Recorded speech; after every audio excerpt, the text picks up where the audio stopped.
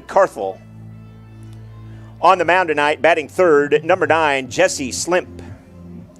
Batting fourth, playing left field, number 28, Brogan Williams. Batting fifth, playing shortstop, number 5, Joey Imes. Batting sixth, playing first base, number 99, Ethan Moore. Batting seventh and catching this afternoon, number 3, Ethan Robinson. Batting eighth and playing third base, number 11, A.J. Carey. And batting ninth, playing right field, number 23, Isaac Fain.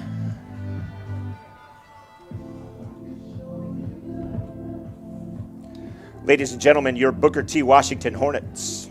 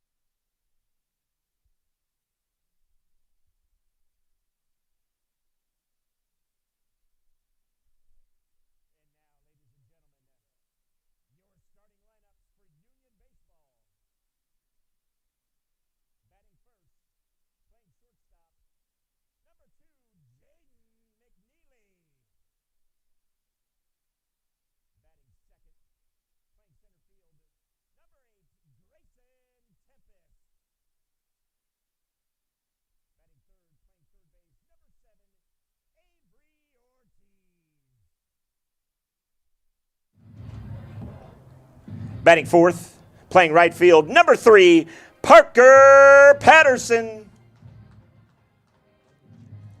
Your designated hitter tonight, number 16, Bryce Ashlock. Playing first and batting sixth, number 14, Tatum Hayworth. Your catcher this evening and batting seventh, number 23, Brody Briggs.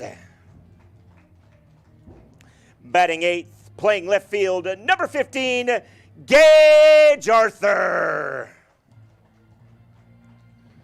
And batting ninth, playing second base, number 1, Ryan Jones.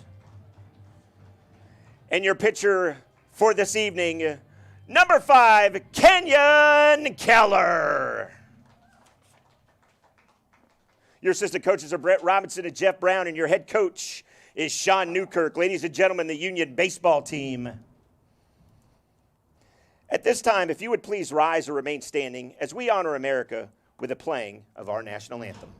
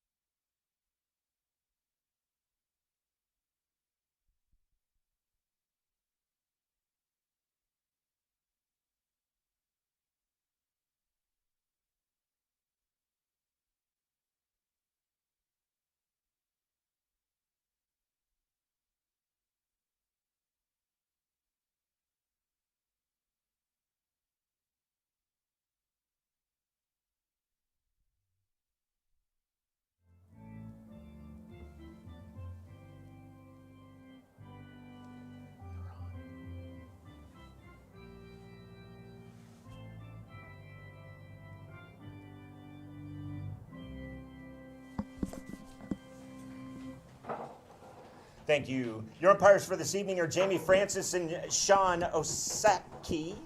Your scoreboard operator is Tony Tempest. Your official scorer is Rob Keller. I'm your announcer, Jim Douthit. Ladies and gentlemen, it's time for some Union baseball. As we welcome you inside, or outside as it were, the Union Baseball and Softball Complex here on the campus of the Freshman Academy for the one and only Union Baseball tonight versus Booker T alongside Casey Jordan. I'm Jim Douthit, and Casey, this is your first time to see this field, so initial thoughts, sir. Absolutely gorgeous. There's not too many fields like this in Oklahoma, so it's nice to see a field like this and get to see it up close and in person.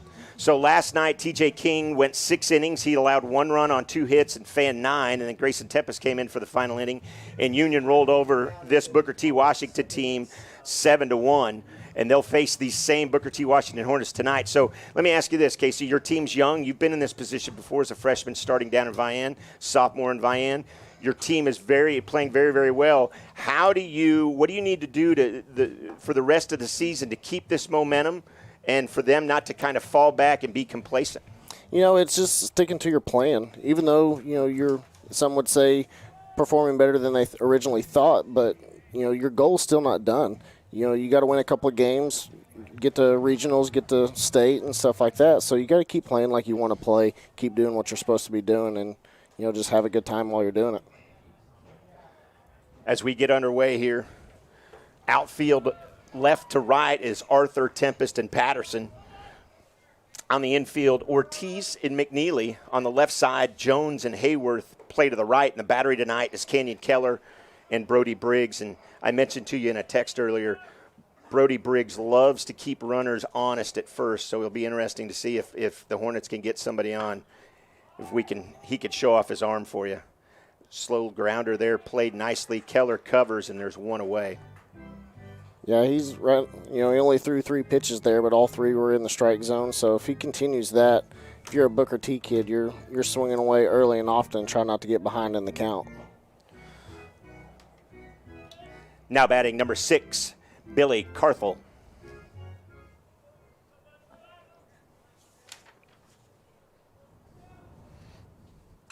Delivery swung on early.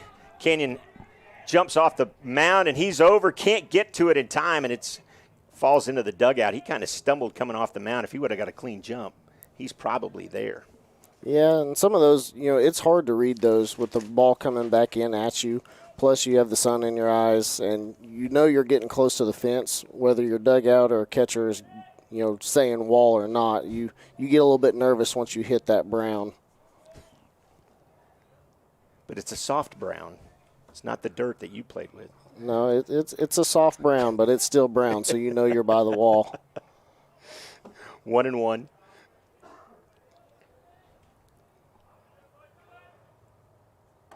Inside, 2-1.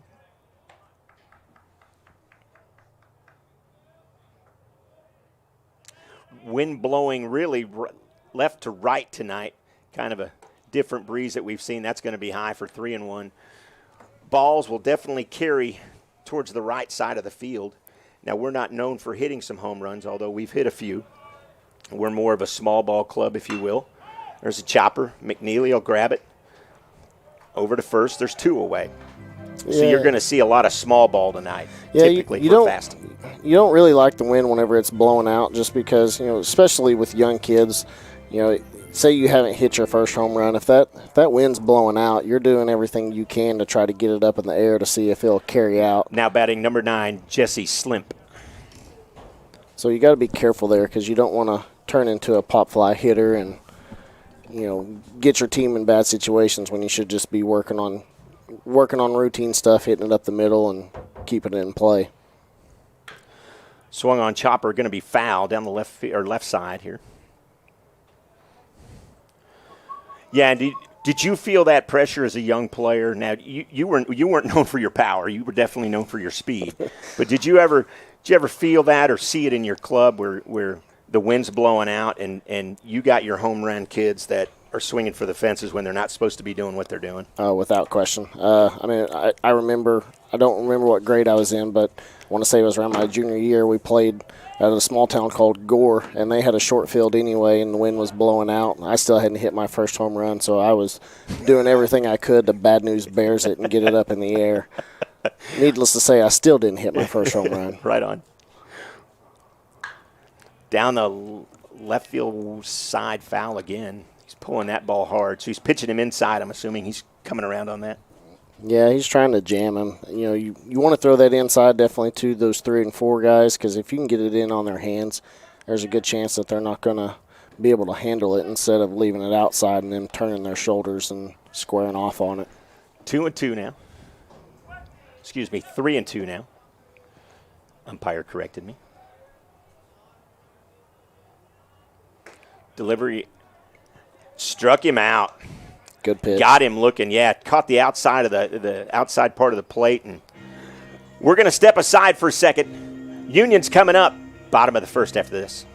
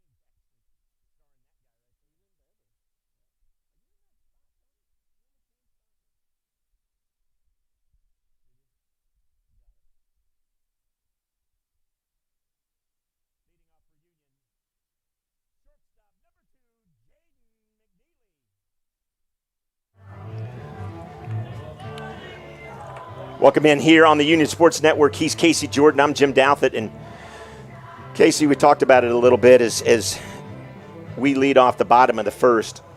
I think it's something to point out. This team struggled to get any runs across until about the 4th or 5th inning yesterday.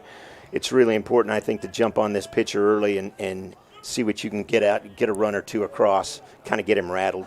You know, and baseball's one of those sports where it doesn't matter if you're 0-20 or 20-0. It's a new game every day, and you know it's one of those true sports to where size, speed, athleticism not necessarily isn't a great thing, but it doesn't matter because you got to make contact with the ball and put it in play. McNeely to Imes. Imes throws high, and McNeely, there's his speed, and we talked a little bit about this. I warned you about it. I said we're fast, and McNeely's one of those kids that can flat hustle down the line. Now batting number 8, Grayson Tempest. One of the things I noticed on the stat sheet is that Jade McNeely has 8 errors against him, and I just got to think that has to do with speed. When you see somebody jumping out of the box like that.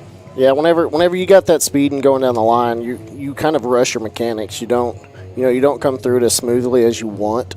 So you're trying to get it in your glove and out of your glove as fast as possible. So that can cause things. I mean, if you're not following through the ball like you want to, just like that, he threw it high. First baseman came off the bag, and if that was in line, it would have been a close play. But as soon as you come off that bag, he's safe every time.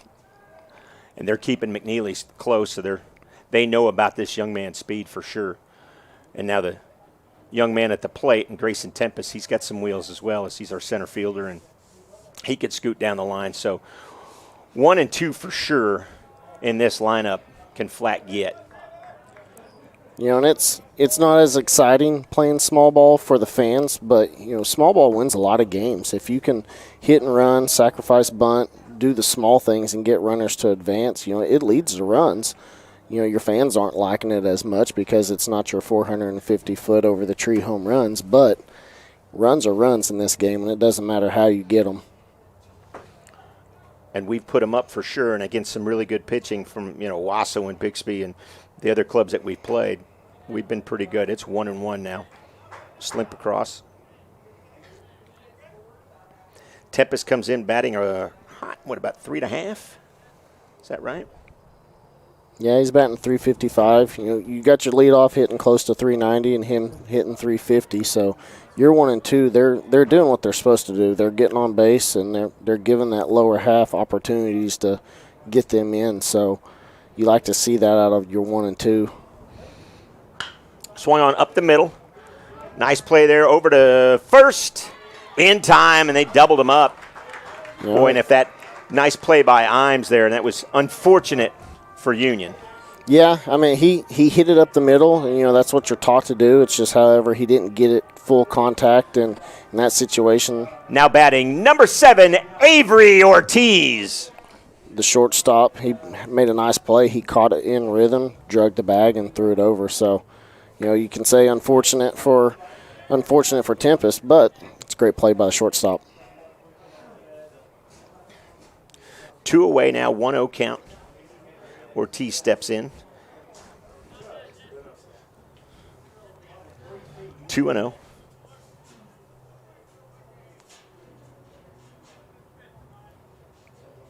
Feel sorry for your catchers. They got a long backstop to guard. There's ripped one to left field, gobbled up there by Williams, and he'll throw it in. But there's Avery on first with a nice little base knock. Now batting number 3, Parker Patterson. Patterson steps to the dish.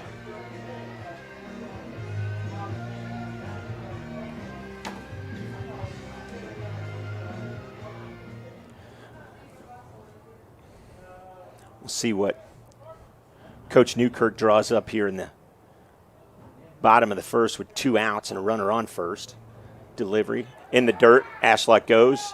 Won't even be close there as he gets in standing up. Nice recovery there by Robinson, but nothing he can do with that. No, he did good thing keeping it in front of him, because you look now with how long that backstop is. If that gets past him, that's potentially 2. So depending on which way that ball bounces, it was a great play by the catcher keeping it in front, and unfortunate runner advance, but in my opinion, it was a good play by him. Yeah, a runner at second with 2 outs is a whole lot different than a runner at third with 2 outs. Yep. 2-0 now to Patterson. Up the middle. It's going to fall for a base hit. They'll wave Ashlock home. No play at the plate as first baseman cuts it off there. And quickly, 1-0. Damage done with 2 outs. You get runners on, you gotta do your part and advance them. So beautiful hit there, put it in play, and nice read and advanced. 1 run. Now batting designated hitter Bryce Ashlock. Ashlock will step in now with a runner on first. We'll see if Coach Newkirk draws up another steal here. Slimp sure thinks something's up as he looks the runner back.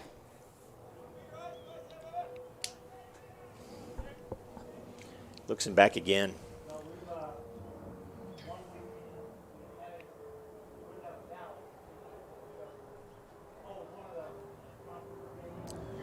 Delivery.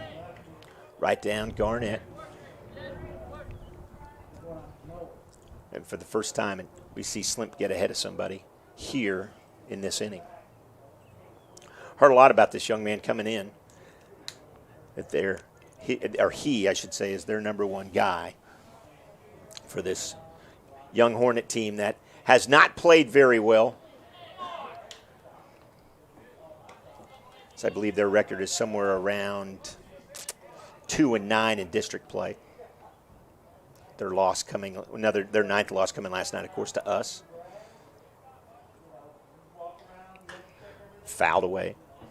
Yeah, he's got pretty good movement on his fastball. His curveball has a nice break at the end. So I believe he's relatively young though. So if he could keep doing what he's doing and keep hitting the zone like he has been this inning. He's hitting his spots. It's just Union's taking advantage of it, so get a little bit more control of that, and he could turn out to be a very good pitcher. Robinson will go out and have a little conversation with Slimp. Slimp seems to be stepping off quite a bit and looking back over to first base. So either he's not liking the signs he's getting, I'm assuming, or he's really bothered by the speed of this Union team.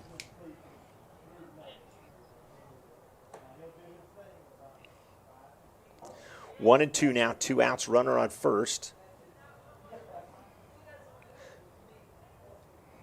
Throw over. Some of that meeting could have just been a little bit of, hey, settle down. We got 2 outs, throw strikes, and let's get out of this. And, it could be a little bit of a mind game, too, as well. Making it look like you have a game plan when really you're just sticking to what you were doing, but throws the runner off by not knowing really what that conversation was. Struck him out there looking. And we'll head to a break. From Canes, we're back with the top of the second after this. The humble Raising Cane's chicken finger. 24 hours of marinating and not a word about its flavor. It credits that terrifically tangy sauce.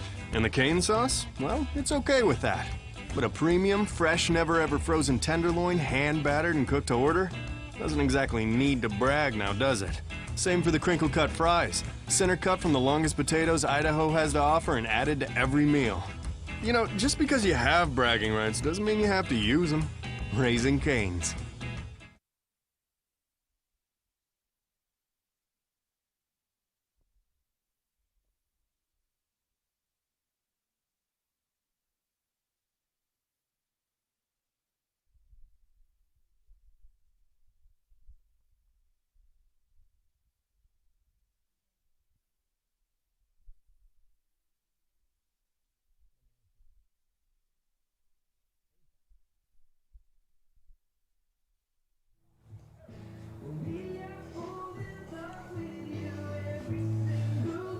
Now batting number 28, Brogan Williams.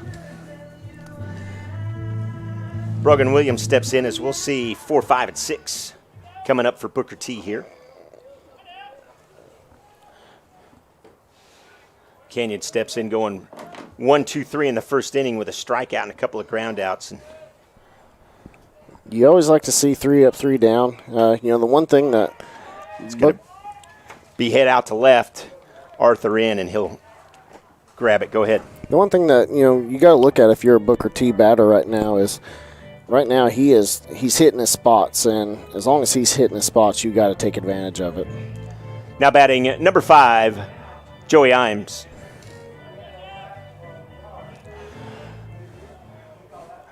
Well, throwing strikes is a huge deal, and I can tell you this young man, after we beat Owasso here, went out to Owasso on Rams Field and took care of business, and we got a victory out there. And I think you talk about a confidence booster. Beating a team like the Rams in Owasso says a lot about this young man and what he can do when he puts his mind to it. Yeah, he's got really good command right now, and plus he's got good movement on his fastball. It's going pretty good outside, back inside, so he's trying to get it straight down the middle, starting to where it's coming back in on their hands. Gobbled up by McNeely, over to first, in time, there's 2 away. And getting some ground outs, which is really, really good to see. Now batting number 99, Ethan Moore.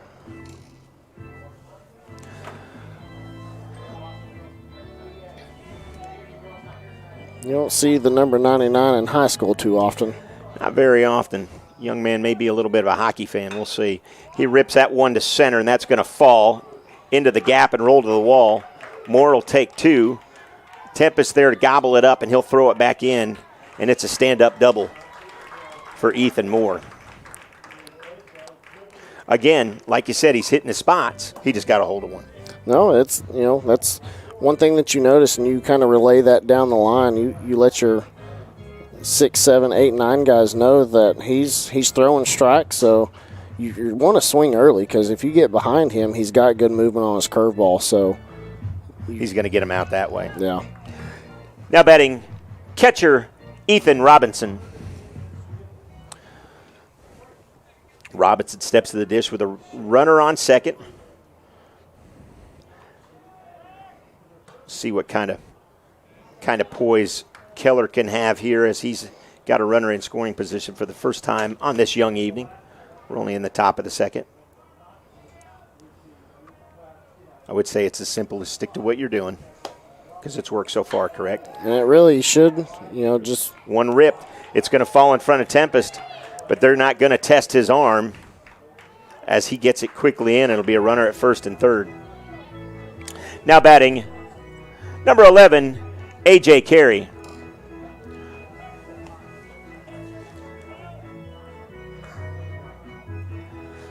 Pinch running, number 12, Evan Turner. I should say courtesy runner for those of you that are officially scoring at home. Evan Turner steps in as a courtesy runner. I learned last week pinch runner means you have to come out of the game. Anyway, finish your thought there. Talking about him throwing strikes. And he's still throwing strikes, which is a good sign. He doesn't seem to be rattled. You're still in a good spot here. I know you got runners on first and third, but you got 2 out. So now it turns into a force at second, depending on where the ball is hit. So you just keep throwing strikes and trust your defense. They've done really well so far. So just keep believing in them and hit your spots and let the rest happen how it's supposed to happen. Defensively, we've seen this team, Casey, play extremely well. We've also seen the wheels fall off. But here, as of late, in this run in the last 2 games, I believe they're 7-2-1 in the last 10 games, and you don't win 7 out of 10 games by having a lot of errors. And he got him, boy, howdy, that sure looked close. But you don't win 7 out of 10 by dropping the ball and no, and typically when the wheels fall off, it's a movement of events. It's not just one thing. So as long as you continue doing what you're supposed to do after the wheels fall off. 2-2. A.J. Carey here. Over to first, not in time. That young man in Evan Turner sure looks like he wants to go. Is it smart to keep him close, or with 2 outs, you just really want to work on the guy at home plate, don't you? You want to keep him close because if he advances, then you got runners in, second and third. So a routine ball in the gap turns into 2 runs instead of 1. But you got to be careful too because you overthrow that. Now it's a tie ball game. Got to be smart with your selection. Swung on, struck him out, and Keller gets out of the evening. We're through 1.5. Union's on top, 1-0.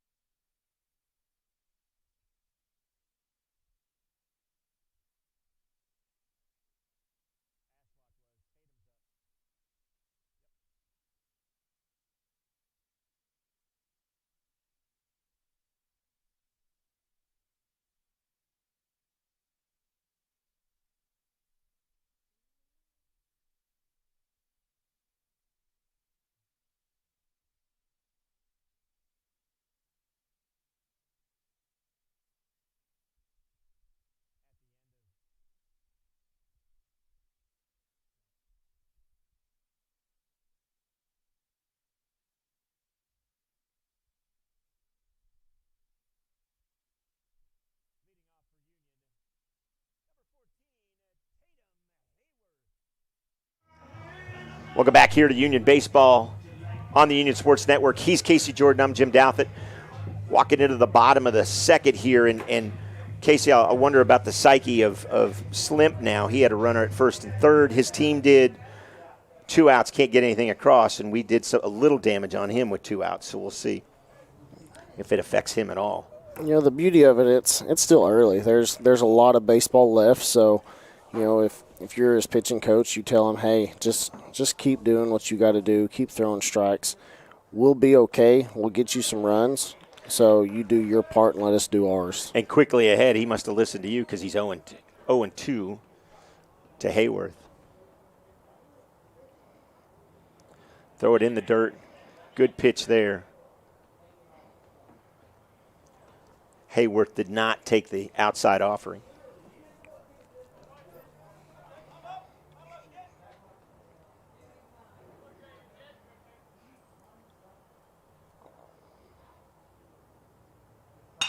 Swung on. The middle will see the kind of range that Imes has got. Nice play over in time. Imes with some nice range there and a great play by him to get out the speedy Hayworth. Now batting number 23, catcher Brody Briggs. So far, he should be sponsored by Shark because he's a vacuum over there. How long have you been holding on to that one? A little bit. Briggs steps in with one away. Yeah, and if we can keep it away from Imes, maybe see what the rest of these Hornets can do. Sadly, I've been full of dad jokes all week, so you might get a couple of them today. Well, can't be any worse than what Joey Witcher usually does sitting in that chair, so you'll probably be okay. And Joey, I expect an email or a telephone call from you anytime. Swung on, hit back, out of play just over our heads.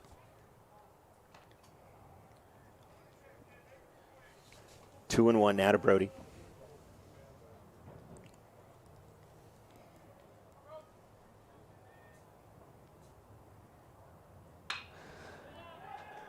To first, Moore picks it up, quickly steps on the bag, and there's two away.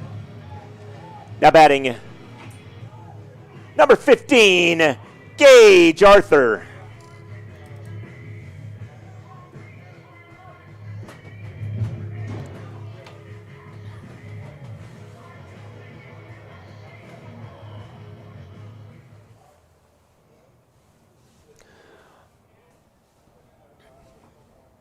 Arthur steps in.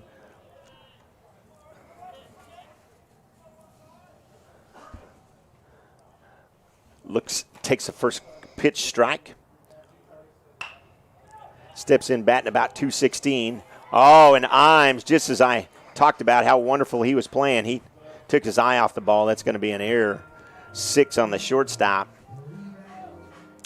And Arthur's on due to an error. Now batting second baseman Ryan Jones. Yeah, those are tough. He kind of slapped at it and didn't make full contact with the swing through, so that could have been a little bit of a knuckler at him. And once that ball gets to moving like it can, even as a shortstop, most of them are sure gloved. It can take a bad hop, and if you can't catch it in rhythm like you want, it can mess some things up. To center, diving play, that's going to fall out of the glove of Mcgee. Coach Brown will hold up the player there at third. Gage Arthur will stay at third. And Ryan Jones is aboard with a base hit after a great diving try by Mcgee, but it doesn't work out for him. Now batting number 2, Jaden McNeely. Now McNeely steps in, and again with 2 outs, Casey. Be nice to do a little more damage here. It would be. That was a play by the center fielder that, those are tough because you're halfway in between needing to slide. You're halfway in between you can stay up, and it's a split decision when you have to do it. And you could tell he was very indecisive on what he wanted to do, and it looked like he could have stayed up, but everybody wants to have that Sports Center top 10 play. So, and what does it say too about? At least he got a glove on it. He doesn't get a glove on it. That's to the wall, and we're probably looking at least a run scored and a runner at second and possibly third. Yeah, as a Booker T kid, you want to make that catch. He should have caught it, but once again, he was you could tell he was indecisive on if he wanted to slide or stand up. But he did knock it down and keep it in front of him. Runner only gets to third, but now you're in a bad situation. Runners on first and third, and you got speed at the plate as well. So 1 in the gap turns into 2, and runner on second. In the dirt, that's to the backstop. One run will score there. And you've talked about it. That's quite a ways between home plate and the backstop. You know, I didn't play catcher, but I had a lot of experience running bases, and you know, you get one of those to where a ball gets by you with this much room. Doesn't matter how fast you turn, unless it zips off that wall, he's going to score probably every time on those situations. Home plate umpire out to talk to Slip, and no telling what he's talking about there, unless he saw something in his mechanics. I mean,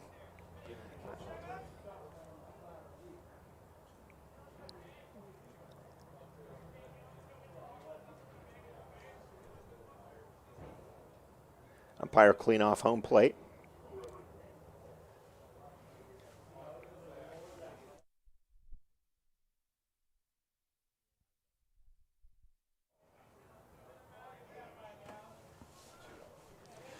Two outs, 2-0 count, one run across. Ryan Jones is at second now. In the dirt. Jones runs, throw, not in time. Boy, tough inning for Robinson right now. But he did keep it in front of him, although the runner did advance anyway. He did advance, but, you know, keeping it in front of him there is runner advancing. It getting past him, maybe hitting one of those corners and bouncing away from him, that's another run. So you got to take the small wins when you can. Ball four, and McNeely's on first. And I imagine that young man's going to have the green light. Now batting number 8, Grayson Tempest.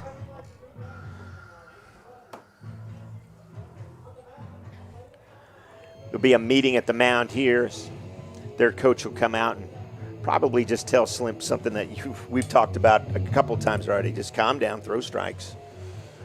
Because you don't want to put the fastest guy on the team on, and they did there with 2 outs. Yeah, too, and you know he tends to throw off speed his first couple of pitches. He seems to save his fastball for later in the count, which is backwards of what most pitchers do, or at least that I've noticed so far today. So you put the fastest guy on, you don't want to throw curveball starting out because he's going on one of those two. Bad hop, runner scores, now he's on third, so you just want to tell him, hey, stick to your fastball, throw strikes, and let's get out of this. And we'll see if that advice does well with Jones on third, McNeely on first, and Tempest at the plate. 2 outs here. We're just in the bottom of the second. 2-0 lead for Union.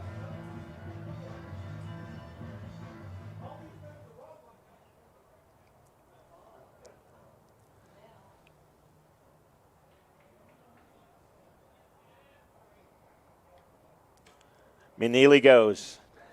No throw down because Robinson gave it a look and then looked back down to third base. Thinking Coach Newkirk may have called a double steal. Yeah, they called their first and third signal, but it didn't look to be too much. So in that situation, even if he did throw, it's going right to the shortstop and right back to the catcher. So you're not even worried about McNeely advancing. You're trying to get that third base kid coming home to where you can catch it in stride and turn it into an out at home. And with all due respect to Ryan Jones, he's not the fastest kid on the team. And that's not taking anything away from him. There's a lot of quick kids on this team. But Ryan not known for his speedy prowess, if you will.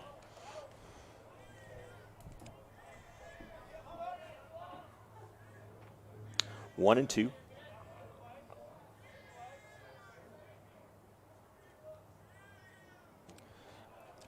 In the dirt, 2-2. Nice take there by Tempest.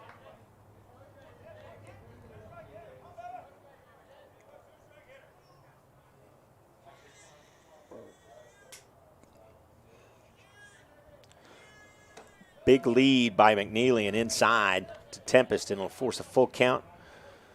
2 outs, 2 on, sending everybody.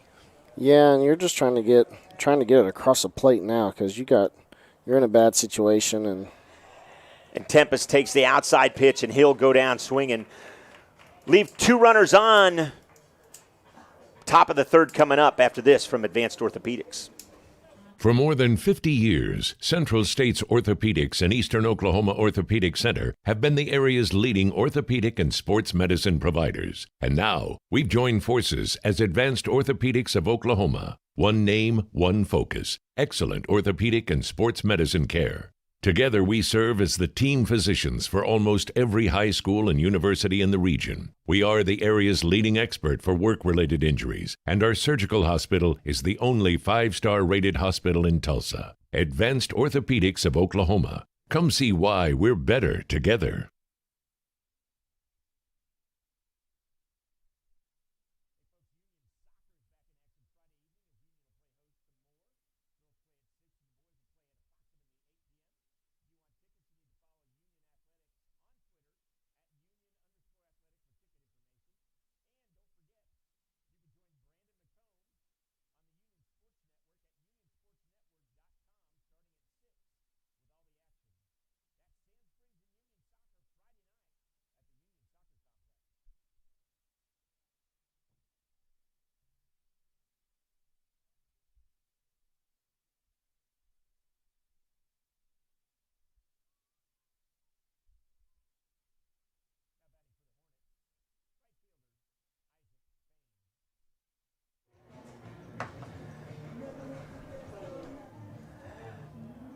As we welcome you back in here, top of the third coming up. Fain steps in, the right fielder for the Hornets.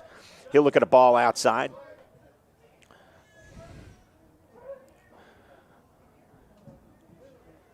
Union getting the most after 2 outs, as they're able to push 2 across with 2 outs. I was just talking, Casey, as you step back in here, about the fact that Union's done all its damage with 2 outs. There's a chopper, foul. That says a lot about a young team that continues to battle and battle and battle, and you put 2 outs up there and they don't care. Yeah, there's a lot of things that can happen with 2 outs. So, even though you can get behind in the count, that's when pitchers really try to start, not necessarily working on things, but trying to get you with some junk stuff. So they can get back behind the count, and then they got to throw a strike. So you're swinging and going and trying to do what you can to put that ball in play. Back to 2-2.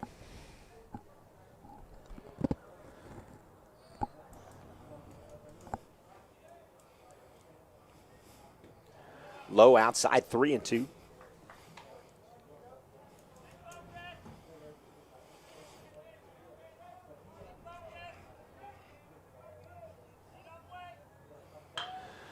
To short, just out of the reach of Jones. Almost thrown over, and I'm kind of wondering why Patterson didn't throw it. He sure looked like he was going to come up throwing. Yeah. And Hayworth was ready for it for sure. That first one that he hit down the third base line, you could see that he had some pretty good speed. So honestly, if that was anybody else, you go for that. Now batting center fielder Alex Mcgee. Mcgee steps in, center fielder. He grounded out to first his first time up. There's a bunt. High, Ortiz quickly in, and boy, he couldn't get that bunt down at all, and that thing went straight up in the air. And that first base coach is not real happy about that little bunt action, or lack thereof. Now batting, number 6, Billy Carthel. Yeah, you definitely want to get that down, and, without trying to sound cliche, it's easier said than done. That he threw a curveball, so you're trying to catch that as it's coming. So if you can get that down when you can, it's great. But you time it with a curveball whenever it looked like they were sending him on the bunt. It's hard to do whenever you're expecting fastball there. To McNeely. He'll go to second, over to first, double play, and they're out of the inning. Quick, efficient inning by Keller. And his defense, Union's coming up to bat right after this.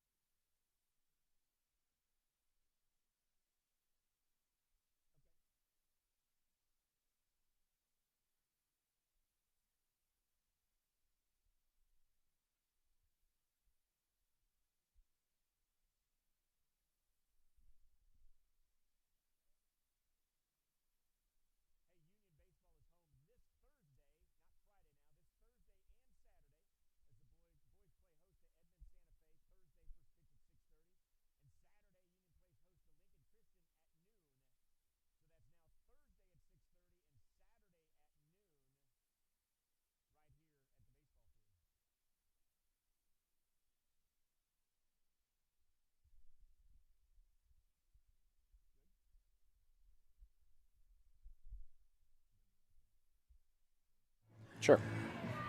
Welcome back here. He's Casey Jordan. I'm Jim Douthit. And Casey, a quick congratulations. I tweeted it out because you tweeted it out. Your grandfather from the Jordan side of the family is going to be inducted into the Bull Riding Hall of Fame. So I want to talk a little bit about that, but let me introduce the one and only Avery Ortiz real quick to the fans, and then I want you to pick up that conversation. Now batting number 7, Avery Ortiz. Talk a little bit about what that means to the family and who your grandfather really is. You know, it's a huge honor. You know, he's already been in the Cowboy Hall of Fame for about 10 years now. He was very instrumental to the rodeo scene. Of course, you know, I know him as Grandpa. I wasn't fortunate enough to get to see him back in his prime, but you know, he was an 11-time all-around world champion. He was a 6-time world champion bareback rider and a 5-time world champion bull rider. So, you know, he was very instrumental to the rodeo scene. He was from my understanding, a heck of a cowboy. So, and it's something to be said too, because we're talking years ago, they weren't wearing hockey helmets like they do now, and I'm not taking anything away from bull riders now, but that was a different breed of cowboy then. Yeah, it was. You know, I've asked him in the many conversations we've had, I've asked him if he would have been as good as he was now. But he said the stock is different too, because you know those bulls that he were riding was 1,400 pounds. These bulls these days are 1,800, 2,000 pounds. So they're bigger, meaner, faster, stronger. But you know he was very good at what he does, and you know rodeo's in our family. That's what they did outside of me. So it's a huge honor for us, and we're very excited. My dad's going down, me and my son's going down, so we're going to have four generations of Jordans there for it. That'll be pretty neat as Ortiz shows off his speed and legs it out, beats out Imes' throw. Now batting number 3, Parker Patterson. Patterson will step in, and yeah, that's a pretty cool thing. I remember you and I talking about it because you actually found that out. It's been 3-4 weeks ago, easily, hadn't it? Yeah, we found out, Runner goes, throw down into center field, but Ortiz will hold up there. Sorry, go ahead. Yeah, we found out probably about a month and a half ago, without getting too much into it. We had a lot going on with our family at the time, and, so it kind of got pushed down to the bottom of the things that was going on, but we're excited now. We're going to be in Fort Worth in May, and it's going to be a huge honor and a cool thing to see from my perspective. Back to baseball now. Ortiz at second after the steal, swung away there by Patterson, and it's 0-2 to him. So now a little different scenario for us. Runner in scoring position with no outs. Let's see what we can do with it. Yeah, you're hoping to put this one in the gap because anything in the gap now scores. So if you can get a ball that you like and come across it how you want, this could be a good opportunity for Union to extend that lead. Again, you can tell Slimp knows about our speed because every time there's a runner on, he's looking him back, he's throwing the ball, he's stepping off the rubber, and that's fouled away. I said earlier, fans, small ball's not exciting. It's not something that you're going to pay. I use the pros as an example. You pay $60 a ticket to, in my day, watch Big Papi hit one 450 feet. But the small ball can win you plenty of games, and I was fortunate enough in my day that's how we won a lot of our games was hit and run, sacrifice, getting runners on first or third, and making pitchers nervous. Well, and talk a little bit about that team that you guys had in Vian, because you had a couple of kids play some D1 ball, and then you went to Connors yourself, so you had a lot of your starters go play college ball. Yeah, I was fortunate. I went to a small school. We didn't have quite the pool that the Unions and Broken Arrows and Owasas of the world that they have to pull from, but what we took advantage of is we played together our whole lives. You see it during warm-ups. You see a catcher telling second base and shortstop, lining him up on where he needs to be. We didn't need that. I knew where my second baseman was going to be. I knew where my shortstop was going to be whenever I caught one off the wall and turned around and throwing it at a runner. So, I was very fortunate in that sense, but we also had a chopper to third. to first out there, but Ortiz will advance as nobody covers third. That's something where your shortstop's going to have to come back and cover that ball, or cover that base, wouldn't he? Yeah, you want him gravitating that way, especially since the runner's going. But in that sense, if you know you can't beat him to the bag, you don't want to throw over there. No. Now batting, number 16, Bryce Ashlock. But I was also fortunate enough too, very similar to this Union team, is when you have a lot of speed, it puts a lot of stress on a pitcher. We had 6 guys my senior year with over 20 stolen bases, so that makes pitchers very nervous whenever you get a runner on, and it's something that it doesn't matter how fast or hard they can throw, you're very aware of your situation, and 6 out of those 9 guys, they have the green light whenever they want it. Coach Ramos always give you the green light? I had a green light. As a freshman? As a freshman. That's what I thought. I always joke about it, and it's a conversation I'll never forget. Whenever I got to college, my coach was very honest and very straightforward. Ashlock gets hit there, and he'll take a stroll down to first base as that rings off his forearm. You're here to run bases, and that's it. So, so as long as you can get on, that's all you're going to do is run bases. Sir. Now batting number 14, Tatum Hayworth. So runner at first and third now, 1 away. Ashlock looks like he's rubbing that wrist just a little bit, or he's playing with all the jewelry that these kids wear nowadays. I can't tell. It could be a little bit of both. You're trying to play it off of you don't want them to know that it hurt, but you just got hit in the wrist. That's not a good feeling. Yeah. Ashlock goes, swung on.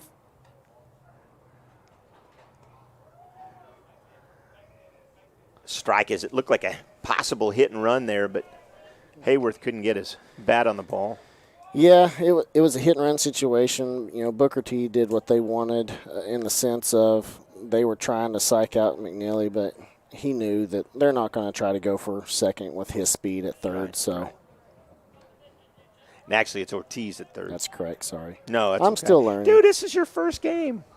Fans understand. They're like, wait a minute, aren't you the basketball guy? Finding your happy place is I something might be the basketball special, guy, and it's different. This is my element, and this is your sport. I'm trying not to cheese too much because I'm enjoying this.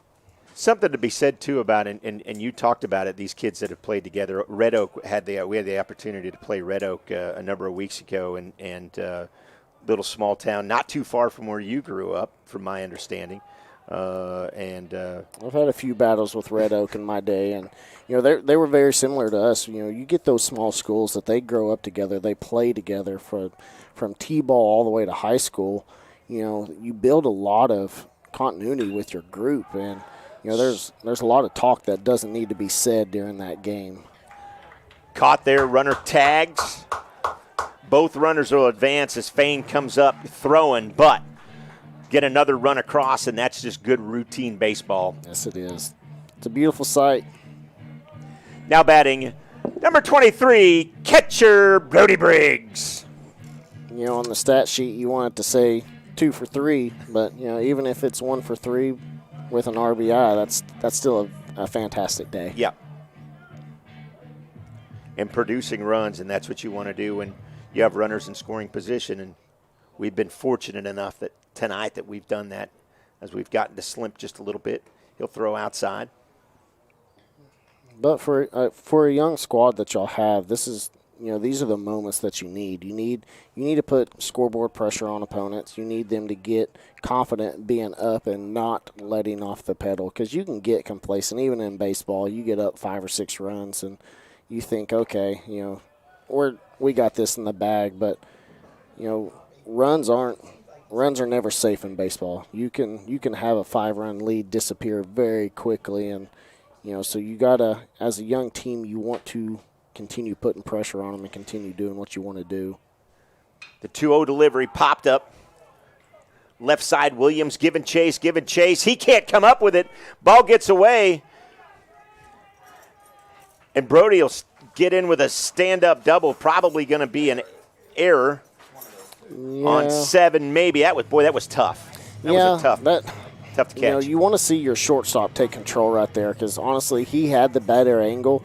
He actually even led off So you want to see him take control there. I'm not for sure if he felt comfortable with that going over his shoulder into the sun, but. Well, and the sun's kind of dissipated now. Yes, it has. Now batting number 15, Gage Arthur. But I think that's a conversation you have with him after this inning of saying, hey, you pretty much stopped there, so you need to take control and, say this is my ball. And technically he has seniority there, being the shortstop. He can call off everybody but the center fielder. So you take control there and say, that's mine. You back me up, and I got this.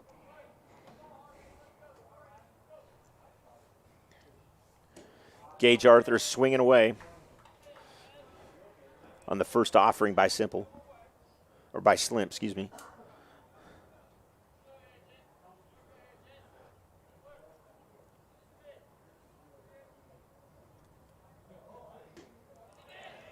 Offered again.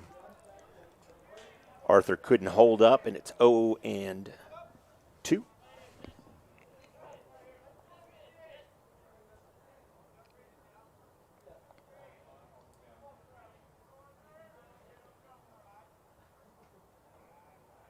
Throw back to second, just really close, and that was nicely timed.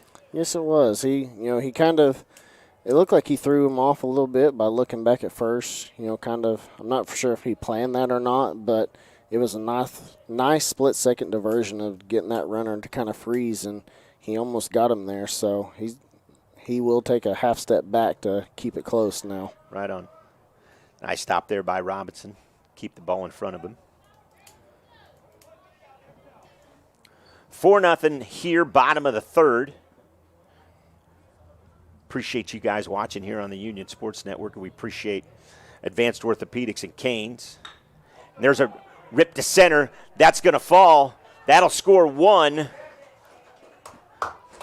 As Mcgee thought maybe a little different. He had a good jump on it, but he definitely thought, hey, I'm going to stop and let this fall in front of me and don't want it behind me. Now batting number 1, Ryan Jones.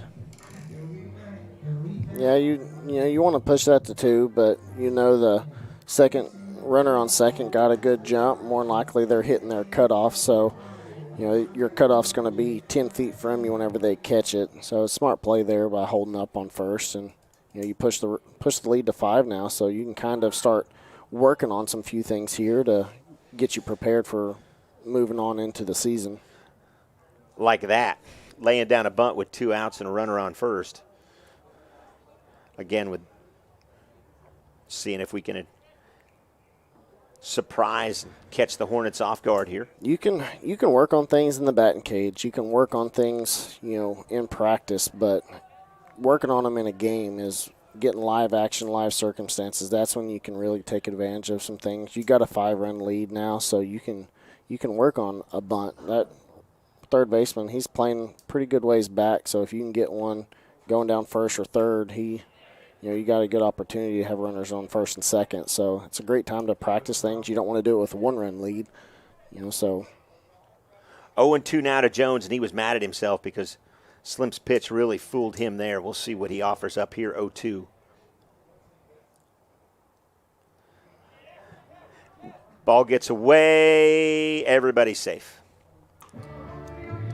So it'll go down as a strikeout, correct, but the runner gets advanced to first. Is that how that works? First time I've seen a pass ball like that on strike 3 in a long time. I don't think so. I think it's going to go down as an error. Now batting shortstop, Jaden McNeely. Well, that's another one of those circumstances of that long backstop. You want to keep that in front of you, do everything you can, and now you put runners on first and second instead of getting out with 3 outs. And again, first 2 innings, we've had done quite a bit of damage with, well, I say quite a bit. We scored a run with 2 outs. Mm-hmm. So again, no quit, and now you're back to the top of the order with speed at the plate.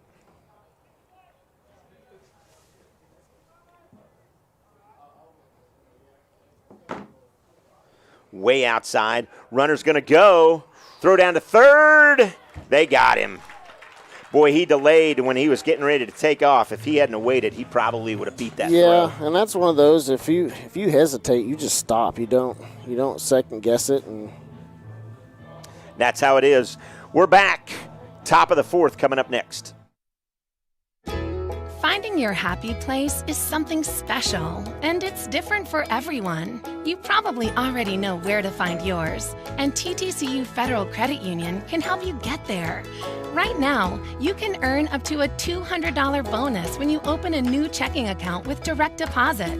So wherever your happy place finds you, TTCU will meet you there. TTCU Federal Credit Union. Life is better in balance.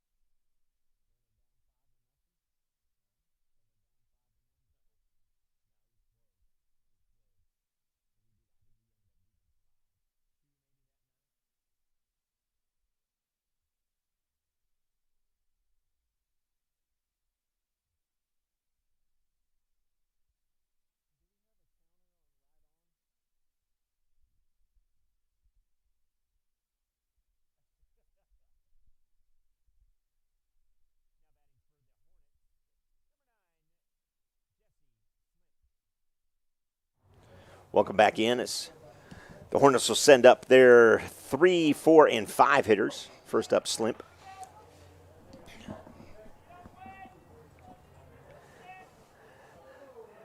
Union gets one in the first, one in the second, both on two with 2 outs, and then able to get 3 more across in the third. And quality hitting at this point from Union Baseball, Casey. Outside, 2-1. yeah, you got a 5-run lead, but you still tell them, there's still plenty of games left. You see that you put up 5 runs in 3 innings, and potentially 4 innings left for Booker T. So, anything can happen. So you tell them to keep playing, keep executing, and plenty of game left. So you can't let off the pedal now. In hockey, we say that a 3-run lead or a 3-goal lead is the worst lead they claim in all of sports, because you talked about it. Team gets complacent, you let down, defense doesn't get back like they're supposed to. Is there a worst lead in baseball? Is there a lead that you're just like, oh man? No, I wouldn't. As that's hit well and nicely played there by Arthur, gets underneath it and there's one away. Go ahead. I wouldn't say that there's a worse lead to look at. It's one of those that you just know that any given moment things can change. So you got to keep focusing on what you can do and what you can control. Now batting number 28, Brogan Williams. Williams steps to the plate, their number 4 hitter, cleanup kid. He'll take the first offering from Keller inside.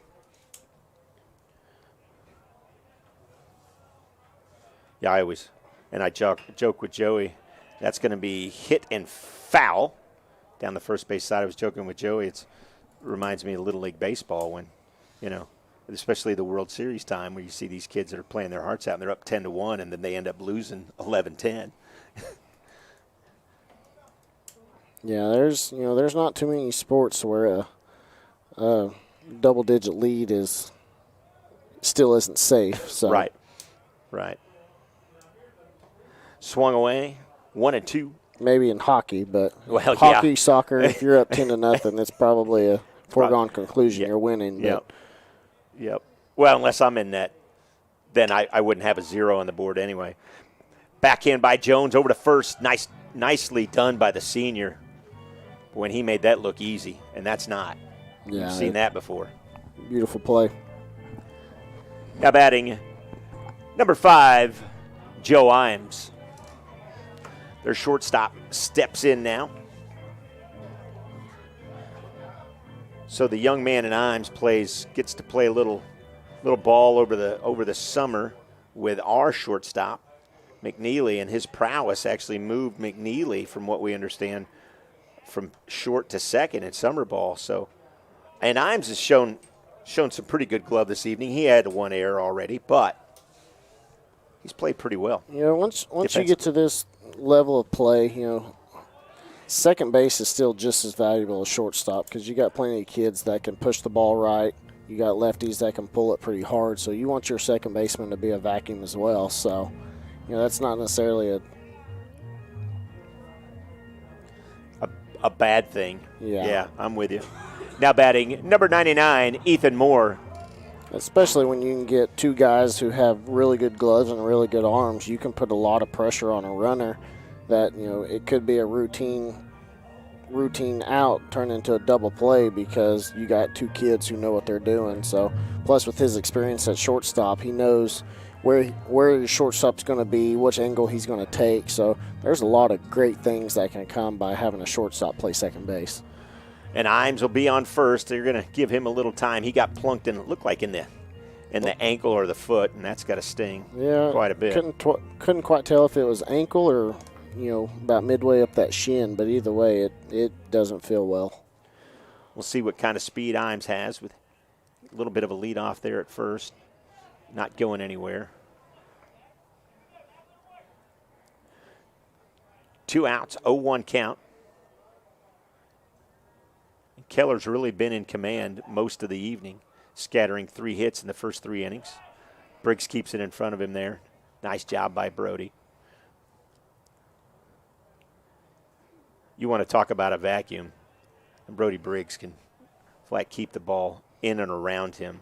Man. Very few pass balls. And that's what you want as a catcher, especially with a backstop like this. Out to Tempest, in, catch. Union's coming up. They're up 5-0 right here on the Union Sports Network.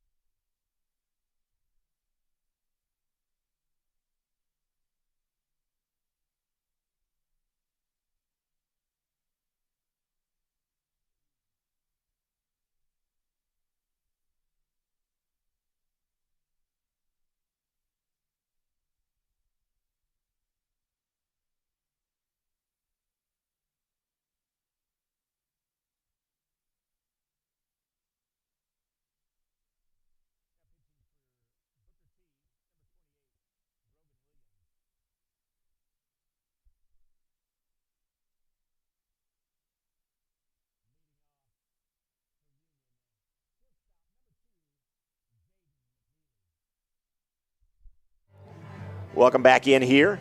The Union Sports Network. He's Casey Jordan. I'm Jim Douthit. And a little pitching change for Booker T as they're going to bring in a lefty in Brogan Williams.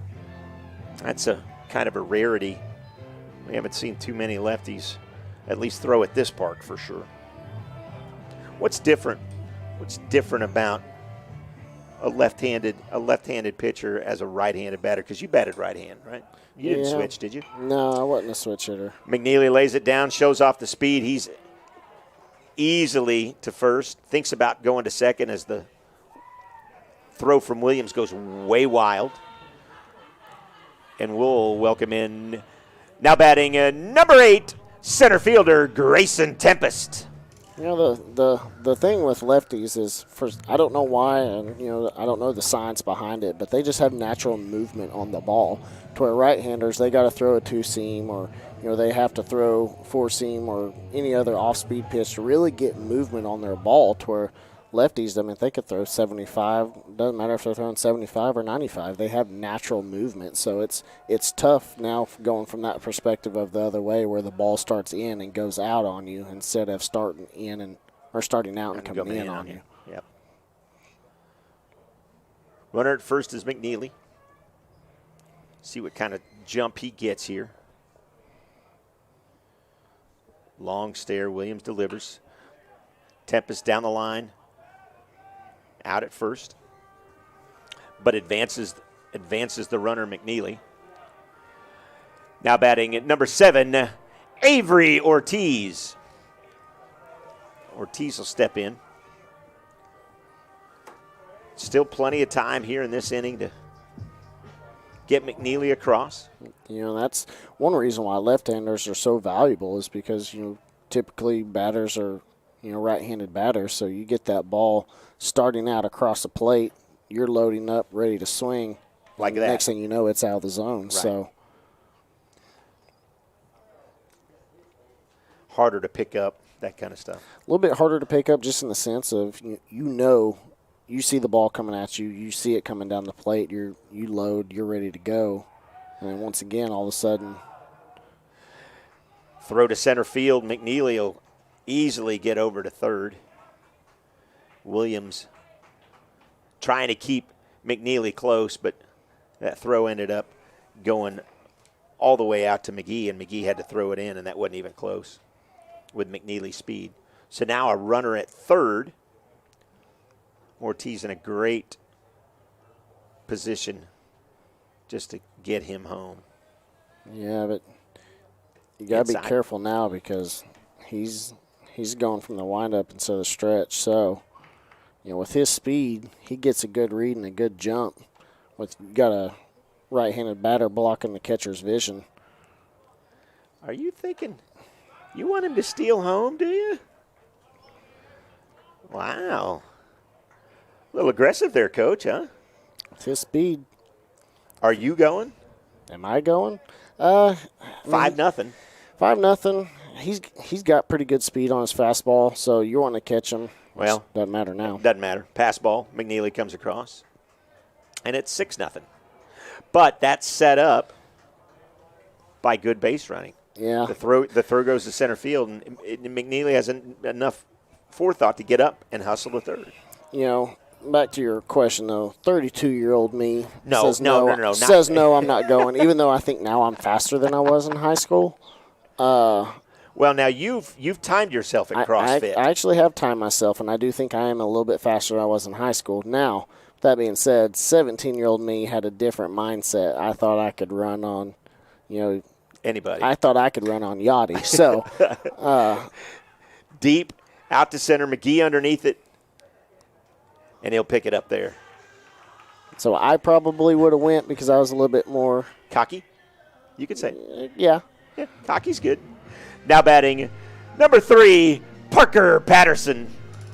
But in my defense, too, we didn't play a lot of, being in 2A ball, you didn't see a lot of kids that were throwing, upper 80s, low 90s. So we had a little bit different circumstance to where you had a kid throwing 82, 83. You were running whenever you wanted. Right. Offer up, didn't pick it up. It's 0-1. 2 outs here, 1 run across, 6-0 lead. He's Casey Jordan. I'm Jim Douthit. Thanks for joining us here on the Union Sports Network. As the 0-1 deliveries by Williams comes in low. Ball 1. Hey, this Friday night, you can join Brandon McCombs right here on the Union Sports Network for girls soccer, as they will host Sand Springs. Girls are at 6, boys at 8. It's right here on the Union Sports Network. Another facility, and I know you're not a big soccer guy, but our soccer facility is beautiful. I believe that. I've been around Union long enough to know that there's probably not too many of their facilities that isn't top notch. And getting better by the moment. Next year we'll unveil the stadium, and every day that I drive by there, it's just amazing how much more work is done and what it's like. Strikeout there by Williams, fooling Parker Patterson. And we're coming back after this word from Advanced Orthopedics.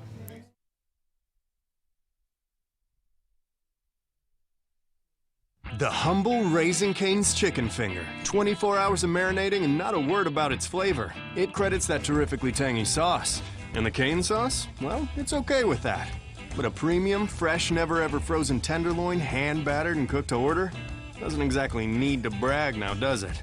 Same for the crinkle-cut fries. Center cut from the longest potatoes Idaho has to offer and added to every meal. You know, just because you have bragging rights doesn't mean you have to use them. Raising Cane's.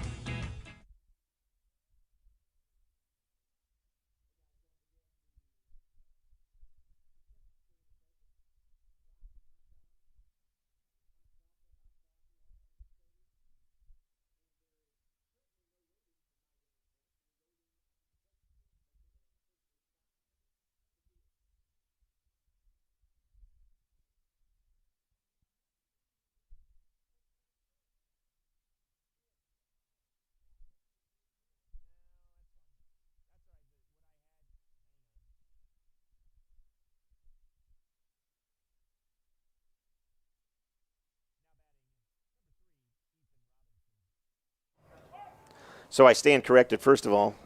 Thanks, Canes. That was your commercial spot, so I apologize. And you could join Brandon McCombs as Union plays host to Moore this weekend, as that's ripped foul down the left field line. So it'll be Moore coming to town to play the Union team. Girls are at 6, boys are at 8, right here on the Union Sports Network.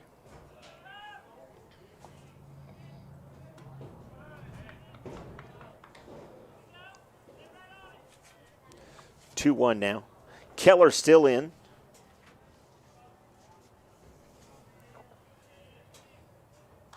Pitching quite the gem so far. He's been pitching fairly well. You know, it's only given up 3 hits in four innings, so it's not a bad outing if he gets pulled pretty soon to get somebody some extra work. The 58th pitch of Keller's evening is lifted to Tempest, and he will record the first out.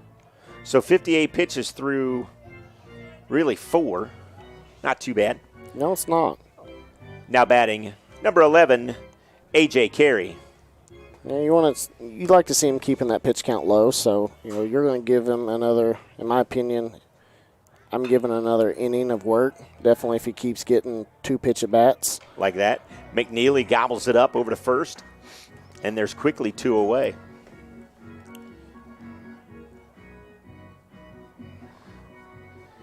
Now batting number 23, Isaac Fain. Fain will step in, and it looks, knock on wood, looks to be a quick inning if we can get a 2-pitch out here. That's for sure. Yeah, I know. I just jinxed it, didn't I? Baseball is one of the most superstitious sports out there. You just did it. Yep. Thanks. That's okay. I blew a kid's no-no 2 weeks ago. What is wrong with you?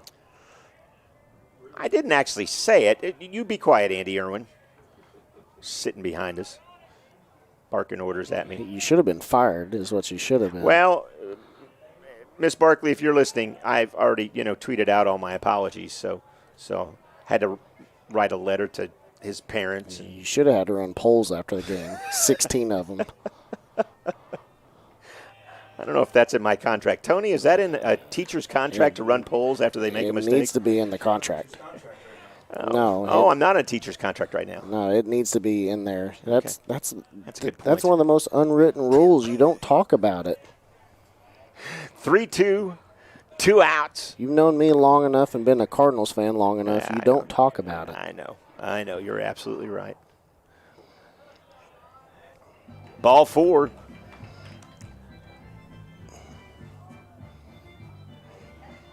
Yeah, see what I did? You're right. Now batting number 14, Alex Mcgee. Speaking of Cardinals, did you by chance see your boy Molina about take his pitcher's head off? Yes, I did. And acted like it was no big deal, Yep. like he knew that's exactly what he was doing, and probably was. Right. If you folks haven't seen it, all you got to do is look up Molina's throw to second last night. And yes, his pitcher hit the dirt. Hit the dirt and changed his underwear. Out to Tempest, out and then back in, and a nice recovery by Grayson, and he'll record the third out. Union's coming up to bat. It's bottom of the fifth after this.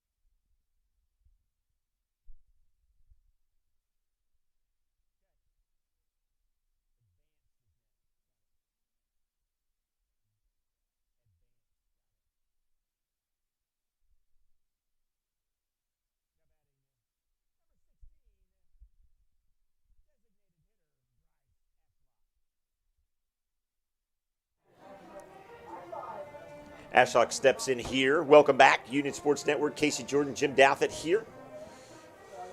Appreciate you joining us. And quick correction on the broadcast. It will still be soccer, and it still will be Friday night, but the girls and the boys take on Moore, not Sand Springs. That broadcast will come to you around 6. Then the boys immediately following that. Inside ball, 1-1-1.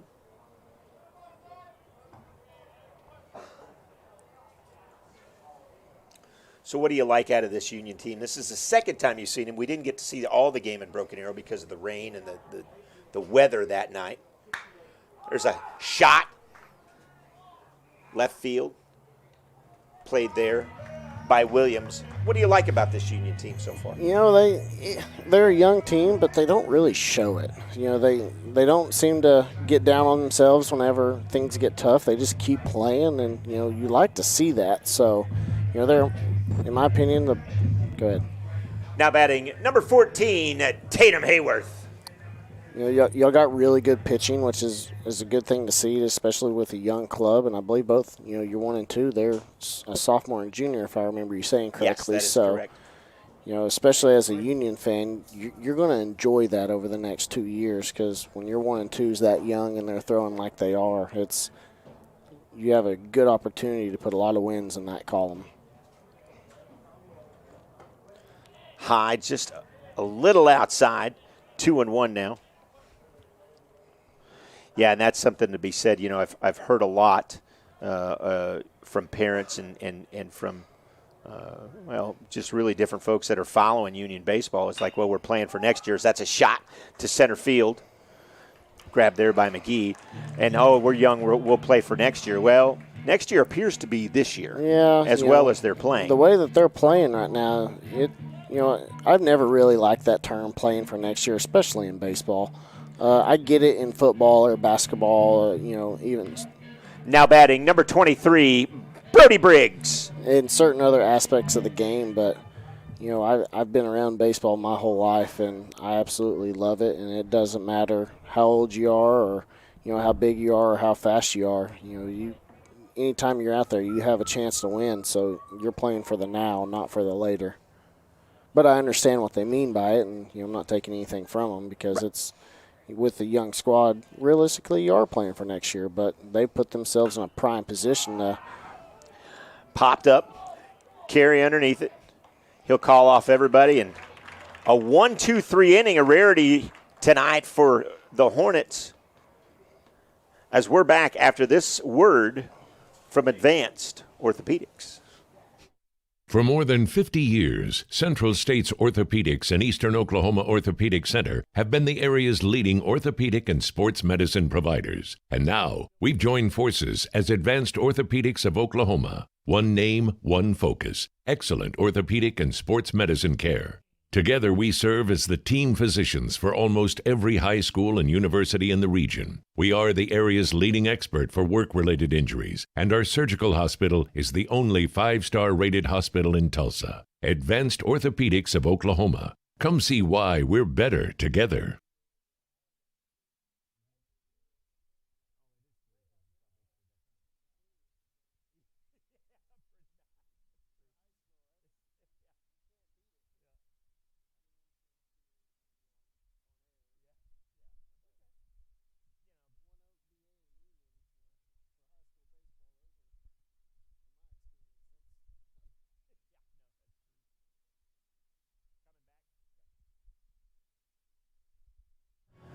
Welcome back. Top of the 6th coming up. He's Casey Jordan. I'm Jim Douthit, and want to read you something real quick if I've got a second here.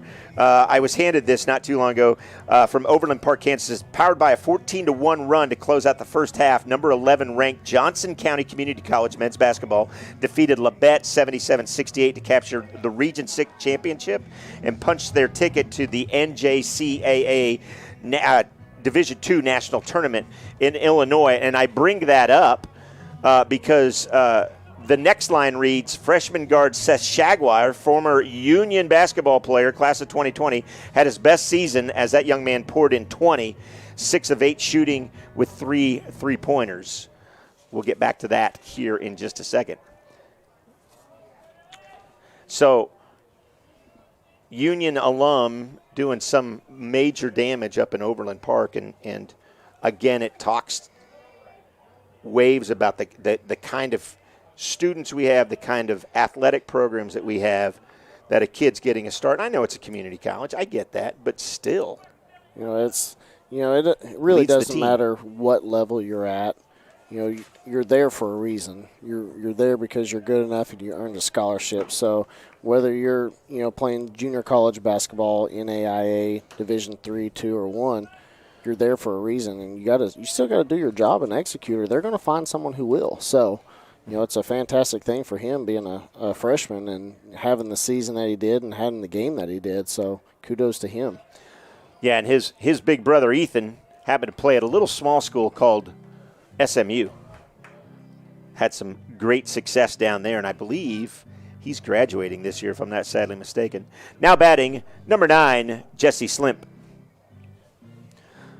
So, Union's current squad, they have a couple of kids that have an opportunity to play at the next level, and we got to witness it firsthand night after night, and there's a couple of those kids that I would be very shocked if they don't get an opportunity to play. Well, and I think where Trent Pierce already got a verbal offer from TU as a sophomore. Yes, sir. So, and we saw him all year. That kid can flat play some ball. Yeah, y'all were fortunate, had quite the squad, and they were very hot and cold in some aspects of the game, but when they got their clicking, they were one of the best teams out there night in and night out. So, and Trent Pierce, he's a heck of an athlete for a sophomore. We're gonna have a lot of fun calling that next year, that's for sure. You and I. Back to the now. Nobody out. Runner on first for Booker T. 1-1 count. And we'll see how long Coach Robo stays here with Keller, although he has pitched quite the gem, scattering 3 hits here. That's inside. Yeah, he's only allowed 3 hits, but the beauty is he's kept his pitch count fairly low for the most part. So, going into the 6th, and if he can keep hitting his spots and get out of this unscathed too with the low count as well, you might see him go into the next one too. Swung on 2-2 when it sure looked like Slimp was swinging for a fence right there. Yeah, the wind, it hadn't really died down, but it's still pushing out, and with the movement that he has and the control that he has, he's going to be throwing strikes. So you're down 2, so you're trying to get something in play right now. Hit in, nice grab there, throw back to first, not in time, but boy, Parker Patterson was on his horse, and it was nice to see him throw that back in quickly. Great defensive job by Patterson out there. Now batting number 28, Brogan Williams. Yeah, that was you you don't want to take anything away from the play, but you can always, every play you want to try to learn something from it. So you'd like to see him take a little bit better angle at that, to where he's coming straight through it in his throw, to where he kind of caught it at an angle, then had to turn his body to throw it. So that's going to be deposited in the left field. Picked up there by Arthur. Arthur will get it back in. Throw gets away a little bit from McNeely, but first and third now with one out. And the Hornets are threatening here.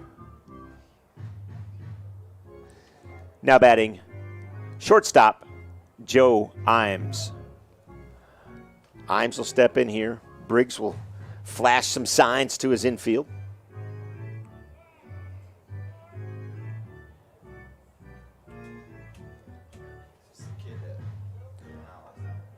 Runners on the corners, and we'll see what kind of bat Imes can have in this position. And here comes Coach Robo. So why we've got a second, we want to thank everybody out there, Canes, Advanced Orthopedic, and TTCU, for being sponsors of this fabulous program. He's Casey Jordan. I'm Jim Douthit. And at this point, Casey, what's Coach going out there to talk about? You got one out, runners on first and third. You got a hefty lead, so you still want to take opportunities and work on some things. But right now, your goal is to get out of this inning. His pitch count is still low, like you want to see. However, you're in a bad spot right here. You want to keep that goose egg still a goose egg. So if you get an opportunity, keep the ball low, try to get a double play, and get out of this with unscathed. So in my opinion, that's what you're going for here. You're trying to keep things low. You're trusting your defense, keeping that runner on first honest. You said he likes to go to first, so you might see a couple of those here right now to keep him close, so you can try to get a double play and get out of this. Yeah, and Briggs not afraid to throw down to first, and Hayward for sure is always ready for it. That's a given. So we'll see what Keller can do here with runners at the corners. Hit this flare out. McNeely picks it up there. And, boy, that was an easy out. Yeah, it was. And, First pitch swinging. Now batting, number 99, Ethan Moore. And that's one of those where, I'm not saying that's how he drew it up, but executed properly. You want to get the ball. If they do get it in play, you want to get something where your defense can make a play on it and not get any harm done to you. So in that aspect, it was a great out there. So now you're just focusing on getting out of the inning. You got two outs. You got a force at second, runner on first. So runner on first and third, but force at second. So you're just getting back to pitching and doing what you can to get out of here. Sure seemed like Keller jammed him on that, too, to just get that little flare that barely got over second base very fast. It's 1-1. Little low.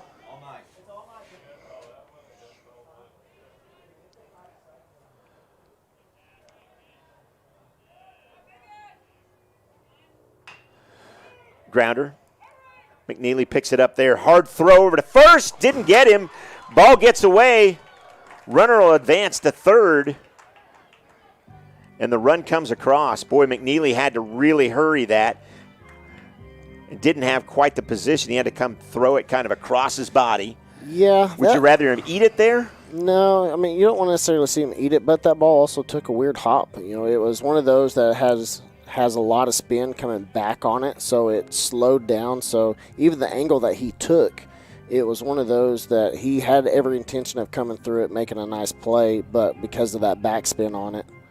Now batting number 3, Ethan Robinson. Because of that backspin on it, it took that nasty little hop, and you saw it where it almost went over his head. So it's one of those that you're not too mad about because he took the right angle. He had the right intentions. It's just, that ball does weird things whenever it's in play. So, and I'll steal something that I just heard. The fact that Ortiz was kind of cutting in front of that, it almost looked like he should have grabbed it because his momentum is taking him towards first. There's a quick throw over. Ooh, and very close call there. But go ahead. And I think he was going to, but once again, that backspin hit on it, and it took that high hop. So it kind of went out of play of him and went to McNeely. It went to McNeely, and that's, it's just one of those that when it takes that hop, that's, you do what you can to keep it in front of you. That's going to be foul down the left side. Hornets bats starting to come alive here in the top of the 6th. Little 2-out rally for them. As Ethan Robinson, their catcher, is at the dish with an 0-2 count. He's got runners at the corners. Yeah, almost go back to first on this one again just to kind of keep them close. Or pop fly. Arthur underneath it. He'll call for it. He'll get it. And only one run comes across. Still scattered 4 hits. Union's coming up to bat right after this.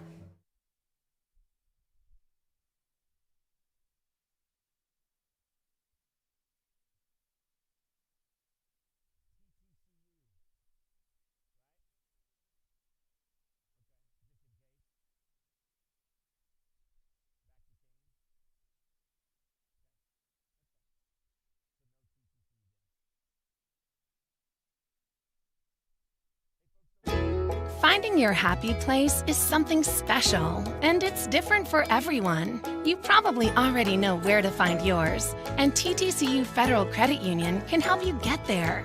Right now, you can earn up to a $200 bonus when you open a new checking account with direct deposit. So wherever your happy place finds you, TTCU will meet you there. TTCU Federal Credit Union. Life is better in balance.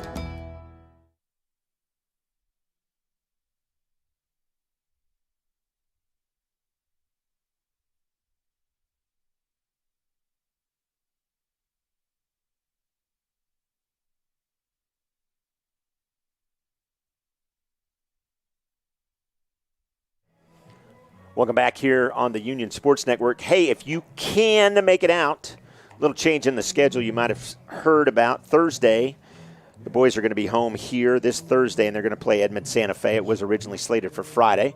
Little change in schedule, but the first pitch comes at 6:30 right here at the baseball and softball complex, located at 76 in Garnett. And then on Saturday, they'll play at noon as well against Lincoln Christian. So a couple more home games this week for your Union baseball team. Now batting, number 15, Gage Arthur. Arthur steps to the dish. 5-run lead for Union. The Hornets going to stick with the lefty here. Pop fly. Going to be down the line. Tailing foul just into the warm-up area. Over there is, I believe, Evan Shea is warming up in the bullpen for Coach Newkirk's squad. As a former right fielder, those are the ones you hate because it looks like it could potentially be a play, but you just wasted all that energy for nothing. So now you're running back going, man. Pop fly. Imes calls everybody off, and he'll pick it there. Now, that was played much better by him, because that was a ball similarly hit earlier. It was, and it's one of those to where that one was a little bit lower, so he had less time to think about it. But that could have been that conversation that we talked about. Now batting, number 1, Ryan Jones. But that could have been that conversation that we talked about in the sense of get back to the dugout and your coach tells you, hey, next time just take that. There's no need for you to camp out underneath it and let your left fielder take it. So, ball 1 low. We were talking about that foul ball earlier. The flag's kind of hung up on the pole out there, but I really don't think it's died down that much. It still seems to kind of be blowing out of the, northeast direction maybe, which would blow that ball. Yeah, it looked like it could have been carried a little bit, and it's, because you can see the top of our trees. I don't know if you guys could see it on the broadcast, but the top of the trees for sure blowing pretty good. Jones down to third. Carey up. Throw. Nice dig there. Boy, nice pickup by Moore at first. Way to dig that out of the dirt. Now batting, shortstop, Jaden McNeely. Wearing the 99 playing first, he kind of, I'm not for sure if he's trying to do a little bit of Aaron Judge impression, which, if I remember right, I think Judge now plays in the outfield. I believe you're right. The Yankee purists and Bill Cox and Some of our buddies will probably correct me if I'm wrong, or correct you if you're wrong here. Ball gets away, nobody on, so. That's fine. I'll always take a little dig at the Yankees whenever I can. Yep. You being the Red Sox fan that you are, that's for sure.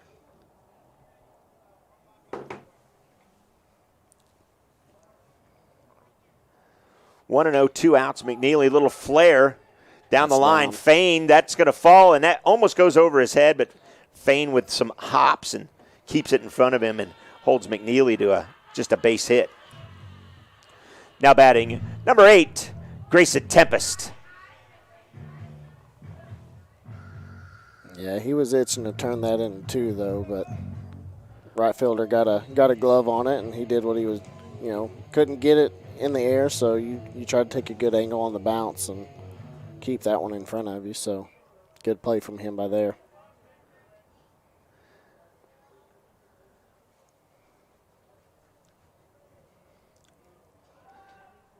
Say Tempest steps in, but Williams is going to throw over and try to keep McNeely honest here for a little bit.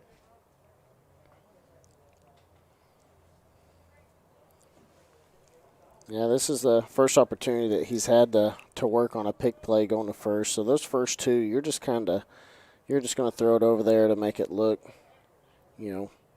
what you're working on, but then you're going to come with something what you would consider your normal Pick-off attempt, because those first 2, you're just you're gauging each other, and you want him to take that extra step to where he thinks that that's what your normal pickoff is, and then you come back at him with the real stuff.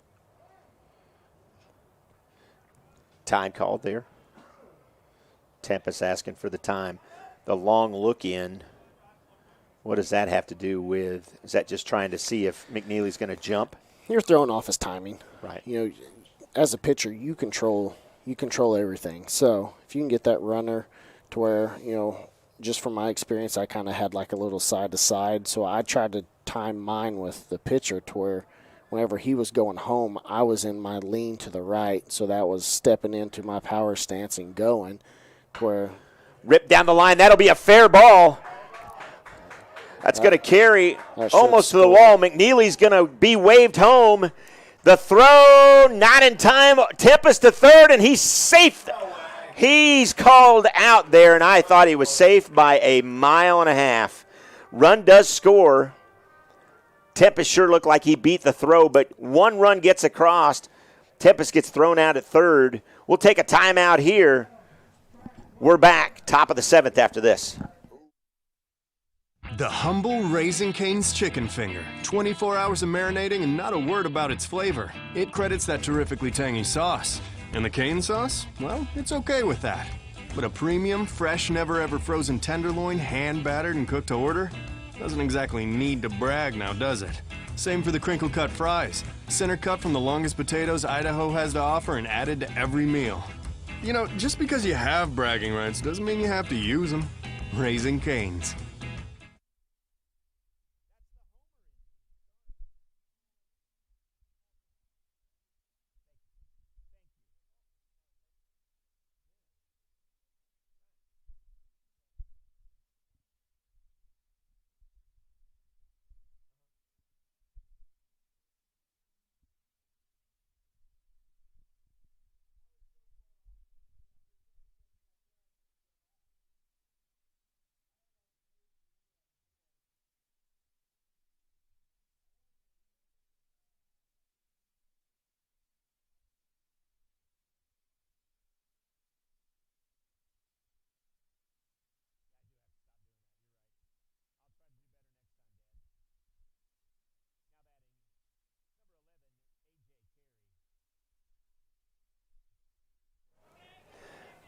Welcome back. I was just disciplined by Casey Jordan and Andy Irwin because I did call Tempest safe, but he was out according to the umpire, and he's the one that counts. But everybody in attendance, or at least close to me, definitely thought that I was correct. But for those of you that have watched on a regular basis, you know I've done this 3 or 4 times, so I'm going to try to do better. As a shot down the left field line, foul, just out of the reach of Ortiz. And that's part of that, Casey. It's tough. We did the same thing on basketball. Oh, that's a foul, and it wasn't a foul. Yeah, it's whenever you go from just watching on the couch to being back here, you kind of get in the habit of just calling it as you see it and talking how you would in a normal setting. So I'm not trying to defend your actions, however, inside. Well, we definitely don't talk like we talk when we're watching Oklahoma State anything on your couch or my couch. I wouldn't be here if I that's talked a good like point. that. Neither would I. 2-2, delivery outside and called strike 3. Keller makes him go to his room on a nice pitch that catches the corner. There's few people that I know closely that say they don't typically follow my Twitter during the games because it's now batting number 23, Isaac Fain. Well, I don't hold back my opinions. You don't hold back your opinion, and I'm going to tell you this from a Twitter standpoint. And guys, if you want to follow Casey Jordan, he's at Casey_Jordan08. Is that correct? I believe so. I changed it recently. At Casey_Jordan08. And I'm going to tell you, from an Oklahoma State perspective, you do have, their athletic program. You know a lot about their wrestling program, a ton about their football program, and then you smatter in the knowledge you have about their baseball and basketball program, and you've written some articles as well. Yeah, I do a little bit of, I don't know the correct term. I don't think it's called moonlighting for rivals on the Oklahoma State side, but I do write some articles for them following recruiting for both football and basketball. But, I enjoy it. I enjoy sports as a whole. To me, it doesn't really matter who it is. And swung on another strike. Keller looking strong here in the top of the 7th as Booker T. Washington will come up with their last chance in number 14, Alex Mcgee. Mcgee steps in top of the order now as they went 8-9-1 in this inning. Shot just off the glove. Off the glove of Hayworth to Jones, and Hayworth kind of just gave up on it. And if he could have scattered back to first, that may have been the last out of the game. Now batting number 6, Billy Carthel. That's kind of some of those things that I was talking about earlier. You got a 6-run lead, and you can't give up because now you got to run on first, which I know you still have 6 runs, but you still got to work on those things. You let the ball get by you, you run back to first to try to cover that bag because the pitcher's not coming to it in that aspect of it. So, and you got to be thinking too. Yeah, the pitcher's not going to get to it. You got to be thinking too what we talked about. It's fundamental baseball, and it's those things. If you do that in a regional game, if you do that in the state games, you're done. Yep. You can't make those mental errors and there. Not that he made a bad play on it. And there's now the runner advances to second as the ball got away from Briggs. But, later in the season, whenever you're, in that run of regionals and state, that run, this run could set you back and could send you home. And that's one of those things, as a 16, 17-year-old kid, you're going to think about 10 years from now and you're going to go I wish I would have ran back to first on that and we could have had the gold trophy, which I know that's a weird scenario to play out here, but you never know what's going to happen down the line, so you try to take every out as it's for something. 2-1 now. 2-1.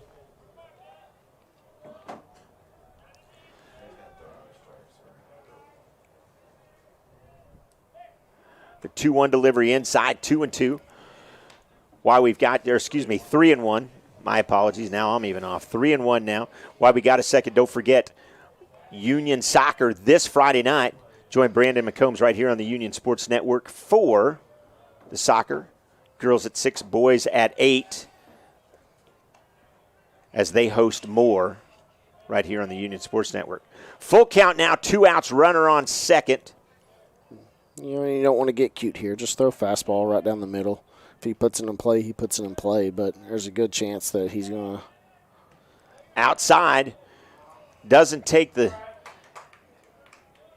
outside pitch. Nice eye there, and that's going to bring up our next batter, number 9, Jesse Slimp. Slimp, the starting pitcher, steps in now with a runner at first and second and 2 outs. And I agree with you. I'd sure like to see Keller just throw that sucker right down the middle. Yeah, even here, you got 2 outs. You got a force at third. Technically a force at any base now outside of home. So just throw strikes, keep it low, trust your defense. They haven't let you down outside of maybe one play tonight. So, just trust them and take it on home. 1-1 now.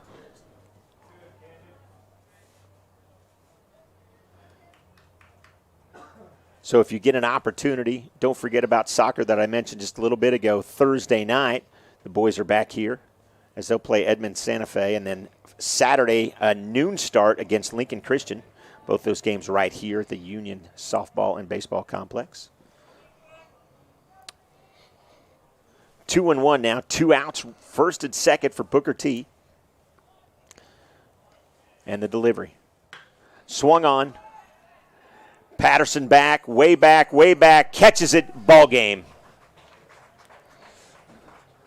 The line for Booker T, 1 run on 4 hits.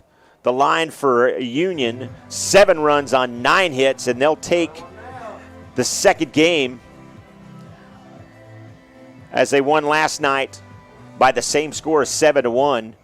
And again, it puts Casey, these guys, in the driver's seat to do some amazing things leading up to Muskogee next week and then a regional as well. And that's what you like to see. I know we talked about it. They're a young squad, but you're playing for this season now. You're not playing for next season anymore, and you want to take every opportunity that you can to go to regionals, go to state, because I've been there. It's a great experience. It's an experience that a lot of kids don't get to do. So you want to take advantage of this opportunity, and if they keep playing like they're playing, they have a good opportunity to make a run. And I hope these kids enjoy it and they keep playing baseball and keep having fun. And because in my opinion, this is the greatest sport, and it's hard to beat. Right, for sure. So he's Casey Dorton. I'm Jim Douthit. Don't forget, join Brandon McCombs this Friday as Union plays host to Moore in soccer, girls at 6, boys at 8. For everybody here at Union Public Schools and the Union Athletics, thanks for joining us. Good night, everybody.